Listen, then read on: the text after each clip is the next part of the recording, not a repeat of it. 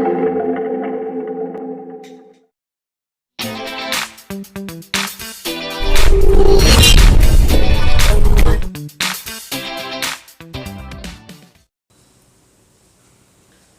Hind friends, इस video में हम लोग कंडक्टेंस ऑफ इलेक्ट्रोलाइटिक सॉल्यूशन के बारे में पढ़ेंगे। इसके पहले आप इलेक्ट्रोलाइटिक सॉल्यूशन और इलेक्ट्रोकेमिस्ट्री से रिलेटेड सारे टॉपिक्स को पढ़ चुके हैं पिछले वीडियोज में। अगर आप नहीं देख पाए हैं तो उन वीडियोज को आप देख, इस वीडियो के डिस्क्रिप्शन लिंक में दिया हुआ है। फ्रेंड, शुरू करते हैं। देखिए, conductance of electrolytic solution.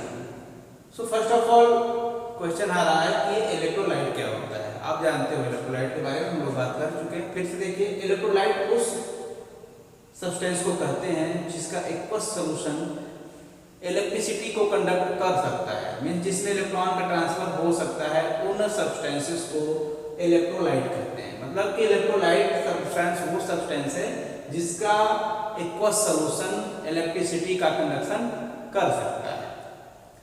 Water भी एक तरह का इलेक्ट्रोलाइट है और उसका जो इलेक्ट्रोलाइटिक कंडक्टेंस होता है वो काफी वीक होता है, कम होता है। उसके बारे में हम लोग पीछे बात किए हैं। अभी हम लोग सीधे अपने टॉपिक पर आते हैं कि हम लोग कंडक्टेंस ऑफ इलेक्ट्रोलाइटिक सॉल्यूशन कैसे निकालेंगे। अच्छा, इलेक्ट्रोलाइट जैसे कि हम लोग ले लें NaCl को, तो यह NaCl क्या है? एक इलेक्ट्रोलाइट है, क्योंकि NaCl एक्वस कंडीशन में Na+ और Cl- से ब्रेक करता है। लेकिन अगर आप शुगर ले लीजिए, सुक्रोज ले लीजिए, तो यह कंडक्शन नहीं कर पाएगा क्योंकि यह एक नॉन इलेक्ट्रोलाइट है। तो फ्रेंड, कंडक्टेंस, तो इससे पहले हम लोग देखते हैं चीज रेजिस्टेंस क्या होता है। देखिए, कंडक्टेंस और रेजिस्टेंस में क्या रिलेशन है कि inverse of conductance is resistance. जो कंडक्टेंस होता है उसका इनवर्स रेजिस्टेंस होता है। कंडक्टिविटी रेजिस्टिविटी भी कर सकते हैं। तो कंडक्टेंस जो होता है उसका किसका इनवर्स रेजिस्टेंस का है, रेजिस्टिविटी का है। तो रेजिस्टेंस क्या है? जैसे मान लो कि ये कोई सब्सटेंस है, ठीक है। अब इस सब्सटेंस पे इधर से इलेक्ट्रॉन हम दे रहे हैं, इधर से हम रिसीव करना चाह रहे हैं। तो अगर ये इलेक्ट्रॉन को अलाउ कर रहा है तो ये कंडक्टर है। तो वो जितने अच्छे से अलाउ कर रहा है उसका उतना ही अधिक कंडक्टेंस है, कंडक्टिविटी उतनी ही अधिक होगी। और अगर वो जाने का इलेक्ट्रॉन के इस इंड से इस इंड जाने की बात का, जाने के प्रोसेस का, या अगर विरोध करता है, अपोजिशन करता है, तो वह क्या है? रेजिस्टेंस है। तो अगर कोई इलेक्ट्रॉन के वन इंड से दूसरे इंड तक जाने का कोई सब्सटेंस अगर इसका अपोज करता है तो उसका रेजिस्टेंस है, और अलाउ करता है तो कंडक्टेंस है। इसका मतलब रेजिस्टेंस और कंडक्टिविटी एक दूसरे के अपोजिट वर्क करता है। तो रेजिस्टेंस क्या होता है? देखिए, रेजिस्टेंस जो होता है यह R से रिप्रेजेंट होता है। कंडक्टेंस को हम लोग G से रिप्रेजेंट करेंगे। तो ये जो R है डायरेक्टली प्रोपोर्शनल टू दी होगा। कैसे? ये जितनी बड़ी लेंथ होगी कंडक्टिंग वायर की या कंडक्टिंग मटेरियल की, जितनी बड़ी लेंथ होगी उतना ही ज्यादा रेजिस्टेंस होगा। अच्छा, और यह जो R होता है यह इनवर्सली प्रोपोर्शनल होता है एरिया ऑफ क्रॉस सेक्शन के। एरिया क्रॉस सेक्शन क्या है? जैसे कोई वायर है तो यह जो एरिया है यहाँ से लेकर के यहाँ तक, यह एरिया ऑफ क्रॉस सेक्शन होता है। तो इसके इनवर्सली प्रोपोर्शनल होता है। इसके फिजिक्स के टॉपिक में इसको आप अच्छे से पढ़ेंगे। फिलहाल हम लोग यहाँ से इतने निकाल याद करिए कि जो रेजिस्टेंस होता है वो एरिया क्रॉस सेक्शन के इनवर्सली प्रोपोर्शनल होता है। अगर आप दोनों को ऐड करें क्या हो जाएगा? R प्रोपोर्शनल L/A,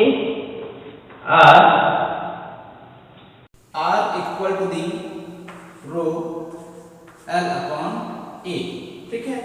तो यहाँ पे रो क्या है? RHO, इसको कहते हैं रो। यह है प्रोपोर्शनैलिटी कांस्टेंट, और इसको हम लोग कहते हैं रेजिस्टिविटी। क्या कहते हैं? रो को कहते हैं रेजिस्टिविटी कहते हैं, या स्पेसिफिक रेजिस्टेंस भी कहते हैं। ठीक है, स्पेसिफिक रेजिस्टेंस भी कहते हैं। अब क्योंकि आप जान रहे हो कि inverse of conductance is the resistance, so यहां से हम लोग अगर हम लोग जी देखें, जी सब कंडक्टेंस को रिप्रेजेंट कर रहे हैं, तो अगर हम लोग जी लिखें तो जी प्रोपोर्शनल किसके होगा? 1/r के होगा, क्योंकि inverse of conductance is the resistance. तो सारे मटेरियल को आप दोबारा लिख लीजिए, तो जी इक्वल टू 1/r, तो ये किसके इक्वल टू हो जाएगा? तो ये उलट जाएगा, ये हो जाएगा A/ρl, और ये 1/ρ को अगर हम लोग कप्पा से प्रेजेंट कर दें तो ये हो जाएगा कप्पा A/L। इसको K को कहते हैं कप्पा। ठीक है, और कप्पा इक्वल टू क्या है? इसके इक्वल टू 1/ρ है। इसका जो यूनिट होता है बहुत इंपॉर्टेंट है, इसकी SI यूनिट जो होती है कप्पा की जो SI यूनिट होती है वो साइमेंस होती है, SIEMENS, साइमेंस। तो जो G है, G में G क्या है? कंडक्टेंस। तो G जो है इसका यूनिट क्या हो जाएगा? यहाँ पे कप्पा यूनिट हो जाएगी साइमेंस। और इस तरह से अगर हम लोग G का यूनिट देखें तो G का क्या हो जाएगा? ये रिवर्स है किसका रिवर्स है? रेजिस्टेंस का। रेजिस्टेंस यूनिट कितनी क्या होती है? ओम होती है, ओम, या इसको ऐसे रिप्रेजेंट करते हैं ओम। तो क्योंकि इनवर्स ऑफ ये है G, R का इनवर्स है, तो इसको हम लोग क्या लिखते हैं?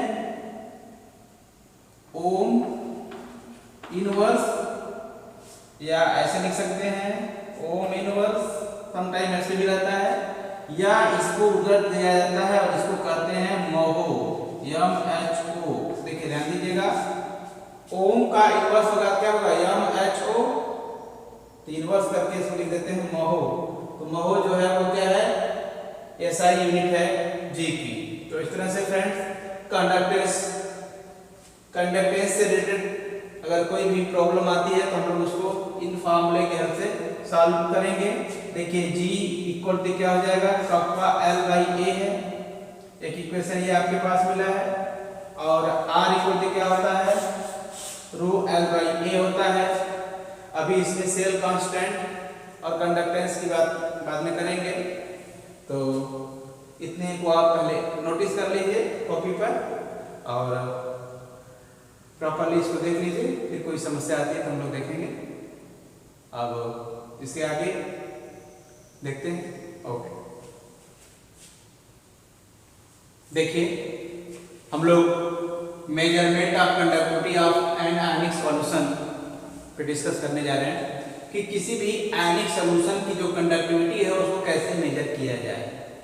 तो कितना कंडक्टिविटी आ रही है, इसके पहले आपने कंडक्टिविटी और रेजिस्टेंस के बारे में अच्छे से पढ़ा। तो आते हैं इस पर हम लोग कि कंडक्टिविटी ऑफ आयनिक सॉल्यूशन को कैसे हम डिसाइड करें कि इसकी कंडक्टिविटी जो है वो कितनी होगी। तो फ्रेंड्स, इसके पहले हमको थोड़ा सा ध्यान देना पड़ेगा कि सॉलिड के केस में कंडक्टिविटी कैसे मेजर करते हैं। तो कंडक्टिविटी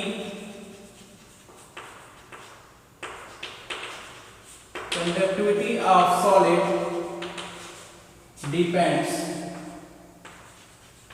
कितनी बातों पे कंडक्टिविटी डिपेंड करती है वो ध्यान दीजिए।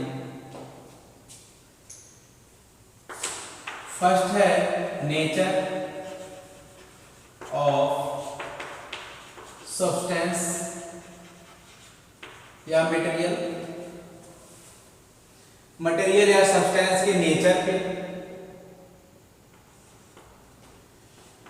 सेकेंड,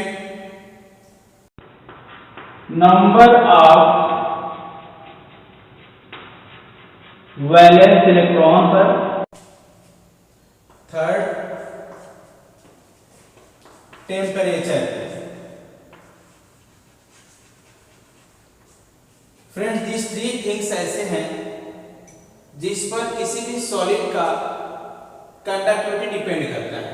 जैसे कि नेचर, तो आप नेचर में जानते हैं कि वो जो है कंडक्टर है, इंसुलेटर है, क्या है, तो वो नेचर पर डिपेंड करेगा। दूसरा नंबर ऑफ वैलेंस इलेक्ट्रॉन, उसमें कितने वैलेंस इलेक्ट्रॉन है उस पर भी डिपेंड करता है। जैसे आपने पढ़ा होगा कि डायमंड और ग्रेफाइट दोनों कार्बन के ही इलेक्ट्रॉन्स हैं, पर डायमंड इंसुलेटर है और ग्रेफाइट गुड कंडक्टर है। तो डायमंड इंसुलेटर क्यों है? क्योंकि डायमंड में फ्री इलेक्ट्रॉन्स नहीं होते हैं और ग्रेफाइट में फ्री इलेक्ट्रॉन होते हैं, इसलिए वो कंडक्टर हो जाता है।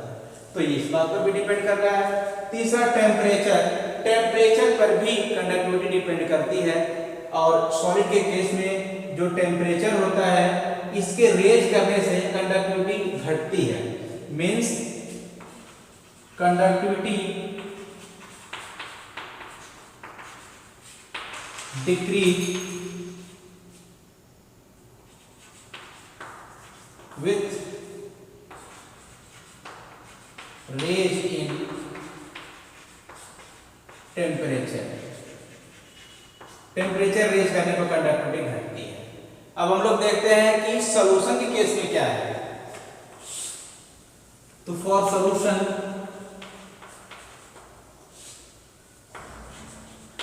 के केस में इसकी कंडक्टिविटी किस पर डिपेंड करेगी? तो पहला तो देखिए सॉल्यूशन दो चीज से बनता है। तो पहले हो जाएगा नेचर ऑफ इलेक्ट्रोलाइट,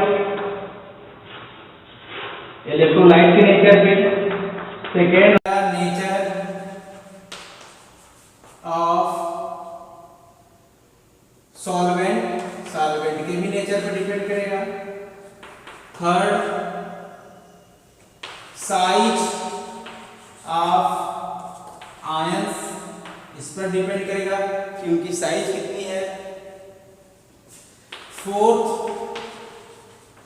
कंसंट्रेशन पे डिपेंड करेगा। और फिफ्थ टेम्परेचर पर डिपेंड करेगा। देखिए इस पे डिस्कशन कर लेते हैं, फिर आगे बढ़ते हैं। तो इलेक्ट्रोलाइट के नेचर पर डिपेंड करेगा, बात सही है। नेचर सॉल्वेंट के नेचर पर भी डिपेंड करेगा। अब इसमें क्या है, जैसे कि अगर सॉल्वेंट को इलेक्ट्रोलाइट में हमने ऐड किया और वो इलेक्ट्रोलाइट डिसोसिएशन या एसोसिएशन कर रहे हैं, तो इस पर भी कंडक्टिविटी का असर पड़ेगा। तो डिसोसिएट हो रहे हैं तो कम हो जाएगा, एसोसिएट हो रहे हैं तो कम हो जाएगा, डिसोसिएट हो रहे हैं तो बढ़ जाएगा, क्योंकि नंबर ऑफ आयंस बढ़ जाएंगे। तो यहाँ पे साइज ऑफ आयंस, साइज पर भी डिपेंड करेगा। यहाँ पे आप देखिए नंबर ऑफ आयंस, ठीक है, नंबर ऑफ वैलेंस इलेक्ट्रॉन्स, यहाँ इलेक्ट्रॉन पे डिपेंड कर रहा था क्योंकि उसमें कितने फ्री इलेक्ट्रॉन है। लेकिन अब यहाँ पे साइज ऑफ आयंस पे डिपेंड करेगा, कितने आयंस हैं और उनकी साइज क्या है। यहाँ पे साइज का मतलब उनकी मोबिलिटी से है, ठीक है, मोबिलिटी है कि वो आयंस कितने फ्रीक्वेंटली मूवेबल है वहां पे। फोर्थ है कंसंट्रेशन, जितना कंसंट्रेशन होगा उस हिसाब से बदलेगा। तो मोलर कंडक्टिविटी और लिमिटिंग मोलर कंडक्टिविटी जब हम लोग पढ़ेंगे तो उस समय इस टॉपिक पे विशेष स्पेशल डिस्कशन करेंगे हम लोग कंसंट्रेशन पे। वो कंडक्टिविटी और मोलर कंडक्टिविटी एक अलग से टॉपिक है, वहां हम लोग इसके बारे में डिस्कशन करेंगे, तो इसको अभी छोड़ते हैं। और टेम्परेचर, आप जानते हो कि टेम्परेचर बढ़ने पर आयनाइजेशन बढ़ जाता है। तो जब आयन बढ़ जाएंगे, नंबर ऑफ आयंस बढ़ जाएंगे तो कंडक्टिविटी बढ़ जाएगी। इसका मतलब कि सॉल्यूशन के केस में टेम्परेचर बढ़ने पर कंडक्टिविटी क्या होगी, बढ़ जाएगी। तो ये ध्यान रखिएगा कि टेम्परेचर बढ़ाने पर कंडक्टिविटी क्या होगी, बढ़ेगी। इस केस में क्या हो रहा, घट रहा। तो ये तो हो गया, क्या हो गया ये कि कंडक्टिविटी ऑफ सॉलिड और कंडक्टिविटी ऑफ सॉल्यूशन डिपेंड किस पे कर रहा है। लेकिन अब मेजरमेंट कैसे करें? देखिए सॉलिड का मेजरमेंट करने के लिए हम लोग क्या करते हैं कि व्हीटस्टोन ब्रिज यूज करते हैं, ठीक है ना। व्हीटस्टोन ब्रिज अभी हम बनाएंगे, उसको दिखाएंगे। तो व्हीटस्टोन ब्रिज बनाते हैं, उसमें 4 ले लेते हैं रेजिस्टेंस। एक रेजिस्टेंस अननोन होता है, बाकी 3 नोन होते हैं। उस हिसाब से व्हीटस्टोन ब्रिज के फार्मूले से उसको हम लोग निकाल देते हैं। सॉलिड रहता है, आसानी से रहता है। पर यह तो केस सॉल्यूशन का है, लिक्विड है। तो दिक्कत क्या है कि यह जो सॉलिड है, सॉलिड को तो आप अरेंज कर सकते हो, वायर में कहीं भी कनेक्ट कर सकते हो, पर सॉल्यूशन को कैसे कनेक्ट करेंगे? तो 2 प्रॉब्लम हमारे पास आ गई। क्या है कि पहला तो ये जो हम इसका कंडक्टिविटी जानना चाह रहे हैं या रेजिस्टेंस जानना चाह रहे हैं वो लिक्विड है। और दूसरी एक और बात होती है कि जब डीसी करंट सप्लाई करते हैं उसमें सॉल्यूशन में, तो सॉल्यूशन का कंपोजिशन चेंज होने लगता है। तो जब कंपोजिशन चेंज हो जाएगा तो साइज और नंबर दोनों का अंतर होने लगेगा, आयंस के मोबिलिटी पे इफेक्ट पड़ेगा, तो कंडक्शन पर भी असर पड़ने लगेगा। तो इन दोनों बातों को ध्यान रखते हुए हम लोग आगे देखेंगे कि कैसे इसका हम लोग कंडक्टिविटी मेजर कर सकते हैं। ठीक है, देखिए जब हम लोग कंडक्टिविटी मेजर करते हैं सॉल्यूशन का, तो हमारे पास दो प्रॉब्लम आती है। प्रॉब्लम फर्स्ट कि supply of DC current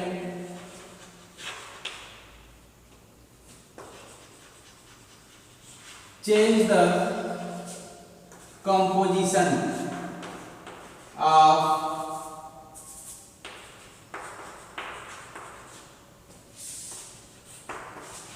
electrolytic solution।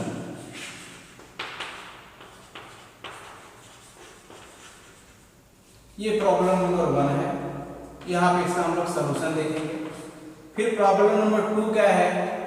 Problem number 2 ये है कि जिसका आप मेजर कर रहे हो कंडक्टिविटी, वह क्या है? लिक्विड स्टेट में है। तो क्या लिखेंगे यहाँ पे कि liquid state of solution of electrolyte, electrolyte का लिक्विड स्टेट, ये भी एक प्रॉब्लम है। तो दोनों के सॉल्यूशन या आंसर हम लोग आते हैं। देखिए अगर हम लोग डीसी के बजाय एसी करंट सप्लाई करते हैं तो ऐसा नहीं होगा। जब हम लोग एसी करंट सप्लाई करते हैं तो उस केस में composition of electrolytic solution change नहीं होता है। और ये ऐसा क्यों नहीं होता है, इसको हम लोग आगे देखेंगे। फिलहाल आप इतना ध्यान रखिए कि सप्लाई ऑफ डीसी करंट की बजाय हम अगर एसी करंट की सप्लाई करने लगते हैं तो इलेक्ट्रोलाइटिक सॉल्यूशन का जो कंपोजिशन है वो चेंज नहीं होता है। दूसरा ये लिक्विड सॉल्यूशन है। तो लिक्विड सॉल्यूशन का आंसर ये है कि इसके लिए बनाया गया, स्पेशल डिजाइन किया गया, स्पेशल डिजाइन कंडक्टिविटी सेल का किया गया। कंडक्टिविटी सेल का स्पेशल डिजाइन किया गया। अब ये कंडक्टिविटी सेल क्या है? देखिए कंडक्टिविटी सेल जो होता है इस तरह से, ठीक है, एक वेसल होता है। यहाँ पर प्लेटिनम के इलेक्ट्रोड्स होते हैं जो सॉल्यूशन से कोई रिएक्शन तो नहीं करते हैं, केवल इलेक्ट्रॉन का इसमें सप्लाई देते हैं। यहाँ पर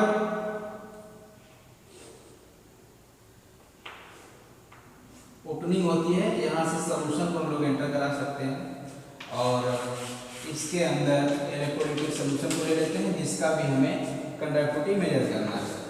तो ये हो गया प्लेटिनम का इलेक्ट्रोड हो गया, ठीक है, प्लेटिनम का इलेक्ट्रोड हो गया। ये भी प्लेटिनम का इलेक्ट्रोड है। इसकी जगह पे आप गोल्ड का भी इलेक्ट्रोड ले सकते हैं, ठीक है। ये दोनों क्या है?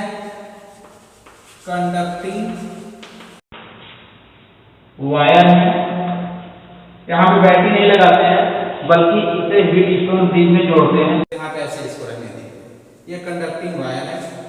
अब हीट स्टोन ब्रिज देखिए,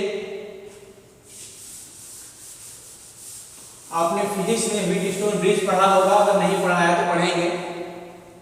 तो वहां से आप देखेंगे इसको हीट स्टोन ब्रिज कैसे होता है। देखिए हीट स्टोन ने इसको डिजाइन किया था। यहाँ पर इस तरह से 4 रेजिस्टेंस लगे होते हैं, ये देखिए, ठीक है। ये पॉइंटर होता है, डिटेक्टर यहाँ लगे होते हैं। इस जगह पे रेजिस्टेंस होता है, यहाँ पर भी रेजिस्टेंस होता है, यहाँ पर भी रेजिस्टेंस होता है।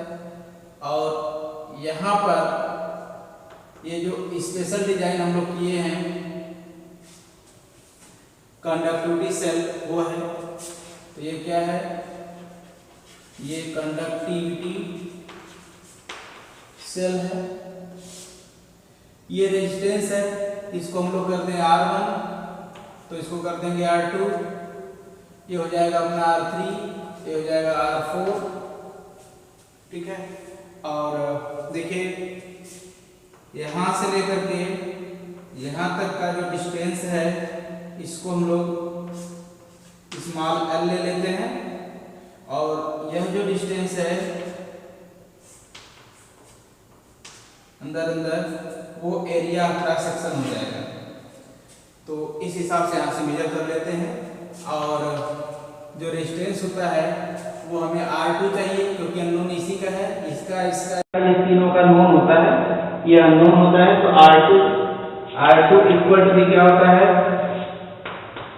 R1 R4 upon R3। इस फॉर्मूले का हम लोग फिल कर देते हैं। तो ये सेल कांस्टेंट इसका जो R2 निकल जाता है, और जो अभी आपको फार्मूला बताया था रो वाला, कप्पा रो सेल कांस्टेंट, ये सब जो फार्मूले बताए थे उनके हेल्प से भी यहाँ से, क्योंकि इस सोल्यूशन का आपको निकालना है कंडक्टिविटी, तो यहाँ से भी इसको निकाल सकते हैं। तो फ्रेंड्स इस तरीके से जो है किसी भी अननोन सोल्यूशन के कंडक्टिविटी को भी हम लोग मेजर कर सकते हैं, जिसका कंडक्टिविटी हमको नहीं मालूम है। सो उम्मीद करते हैं ये आपको हेल्पफुल होगा, और वीडियो को पूरा देख लिए हैं, इसके लिए बहुत बहुत धन्यवाद। और इसका नोट्स प्रॉपर तैयार कर लीजिए, कोई दिक्कत होती है तो उसको कमेंट करें।